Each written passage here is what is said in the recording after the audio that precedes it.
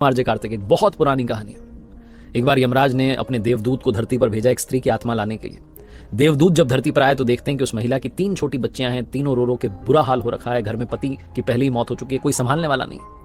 देवदूत का हृदय पिघल गया, वो लौट के वापस यमराज के पास गए खाली हाथ और कहा कि क्षमा करना, मैं आत्मा नहीं ला पाया। आपको पता नहीं नीचे क्या चल रहा है, उसकी 3 छोटी बच्चियां कौन संभालेगा? और वो जो महिला है उसके घर में कोई बचा भी नहीं है उन बच्चियों का ख्याल रखने वाला, मुझसे नहीं हो पाया।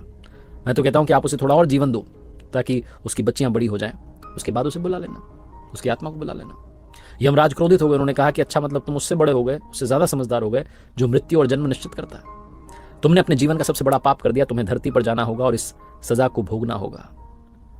तुम जब तक अपनी मूर्खता पर 3 बार ना हंस लो तब तक तुम वापस नहीं आ सकते। देवदूत को तब भी लग रहा था कि मैं सही हूं, लेकिन सजा मिल गई थी, भोगनी थी। तो अपना दंड भोगने के लिए देवदूत जो था उसी देश में उसी धरती पर आ गिरा जहां से वो आत्मा लेने के लिए गया था।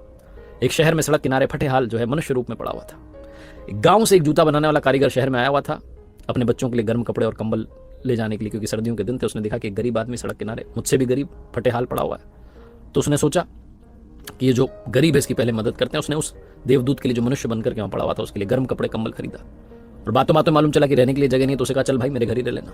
जब साथ लेके जा रहा था तो कारीगर ने समझाया कि भाई मेरी पत्नी गुस्सा करेगी, क्योंकि पैसे बहुत मुश्किल से जमा किए थे, हमारे बच्चों के लिए कपड़े लाने थे, मैंने तुम्हारे लिए ले लिए। वो जो भी बोले सुन लेना। घर पहुंचे तो कारीगर की पत्नी ने गुस्सा करना शुरू किया। देवदूत को जोर से हंसी आई कि समझ ही नहीं पा रही है कि घर में कौन आ गया, देवदूत आ गया, पूरा घर जो है दौलत से भर जाएगा, बहुत सारा धन होगा, ऐश्वर्य होगा, संपदा होगी। समझ ही नहीं पा रही, बस ये देख रही है कि भाई मेरे बच्चों के कपड़े नहीं आए। वैसे भी इंसान ज्यादा दूर का कहां देख पाता है। तो कारीगर ने पूछा भाई हंस क्यों रहे हो? तो उसने कहा मैं भी नहीं बताऊंगा, 3 बार हंस लूं तो फिर पूरी बात बताऊंगा। कारीगर की पत्नी ने थोड़ा गुस्सा किया, उसके बाद वो रहने लग गया देवदूत। जो काम कारीगर कर रहा था जूता बनाने का, वो देवदूत ने करना शुरू किया और इतना कमाल का काम करना शुरू किया कि पूरे देश में ख्याति फैल गई। यहां तक कि उस देश के सम्राट के जूते भी वहीं से बनने लगे। एक दिन सम्राट का आदमी आया, बहुत थोड़ा सा चमड़ा था उसके पास। उसने कहा कि बहुत कीमती चमड़ा है, इससे सम्राट के लिए जूते बनाने। ध्यान रखना, जूते बनाने, चप्पल नहीं बनानी है, क्योंकि उस देश की प्रथा थी कि चप्पल तब पहनाई जाती थी जब इंसान की मृत्यु हो जाए, चप्पल पहना करके उसे मरघट तक ले जाते थे। तो उसने कहा भाई ध्यान रखना, जूते बनाने, चप्पल नहीं बनानी, चमड़ा बहुत लिमिटेड है। देवदूत को तो सब पता था, उसने चप्पल बना दी। जो कारीगर था जूता बनाने वाला, जो लेकर आया था उसे अपने घर में, उसे गुस्सा आ गया। उसने कहा तुझे समझ नहीं आती, तू मरवाएगा, फांसी दिलवाएगा। सम्राट के लिए जूते बनाने थे, इतना ही चमड़ा बचा था, तूने चप्पल क्यों बना दी? लकड़ी उठा करके उसे मारने लगा। तभी सम्राट का आदमी दौड़ता हुआ कहने लगा कि सुनो, उस चमड़े से तुमने जूते तो नहीं बना दिए, उस चमड़े से चप्पल बना दो, क्योंकि सम्राट की मृत्यु हो गई है। और सम्राट तो चाहते थे उस चमड़े से बने हुए जूते पहनना, लेकिन चप्पल पहनाकर ही उन्हें मरघट तक ले जाया जाएगा। इन्होंने तुरंत चप्पल ला करके रख दी कि तैयार है।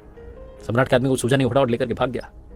जो जूते बनाने वाला कारीगर था वो देवदूत से कहने लगा कि भाई तुम्हें कैसे पता था? ये जोर से हंसने लगा देवदूत। इसने कहा कि अभी कुछ मत पूछो, बाद में बताऊंगा। एक दिन और घटना घटी।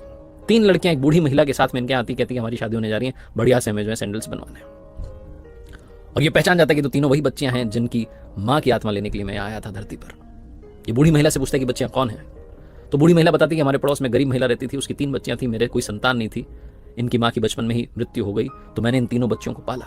उस दिन देवदूत को समझ में आया कि अगर मैं उस दिन उस महिला की आत्मा को लेकर के नहीं जाता, यहीं छोड़ देता, जो कि मैंने किया, बाद में कोई और देवदूत लेकर के गए, लेकिन अगर वैसा होता कि वो महिला और जीती तो ये तीनों बच्चियां गरीबी में पलती।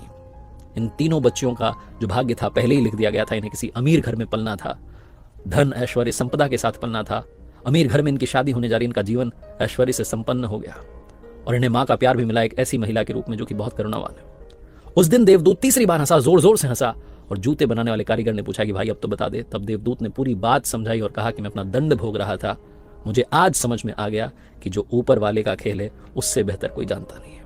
इसलिए क्या होगा, कैसे होगा, अच्छा होगा, बुरा होगा, सौभाग्य होगा, दुर्भाग्य होगा, ये सब सोचना बंद कीजिए और अपने जीवन को जीना शुरू कीजिए। एक बार फिर से वही बात जो अक्सर आपसे कहता हूं, ऊपर वाले के आशीर्वाद, अपनी मेहनत और अपनों के प्यार के साथ कर दिखाओ।